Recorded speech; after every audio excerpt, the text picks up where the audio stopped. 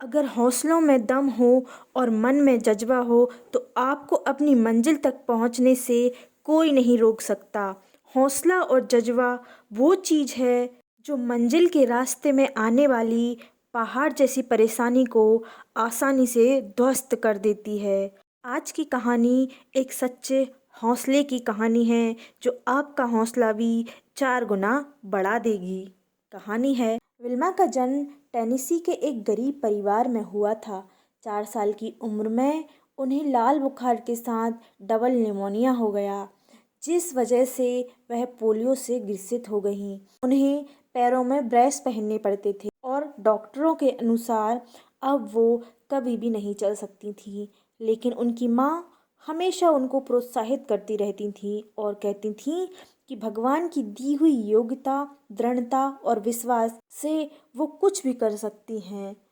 Wilma बोली, मैं इस दुनिया की सबसे तेज दौड़ने वाली महिला बनना चाहती हूँ।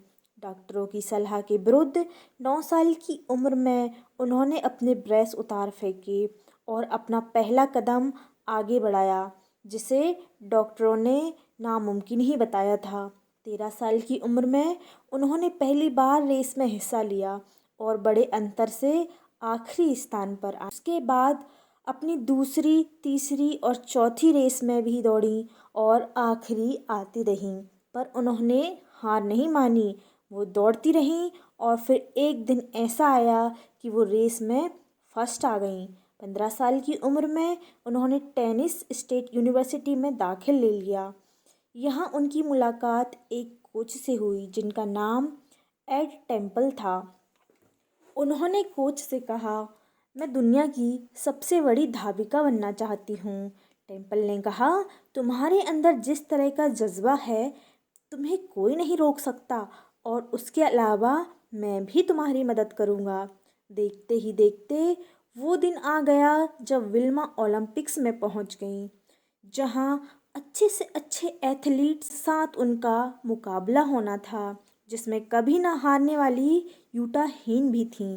पहले 100 मीटर की रेस हुई। विल्मा ने यूटा को हराकर गोल्ड मेडल जीत लिया। फिर 200 मीटर की रेस हुई, जिसमें विल्मा ने फिर से यूटा को हराकर गोल्ड मेडल जीत लिया।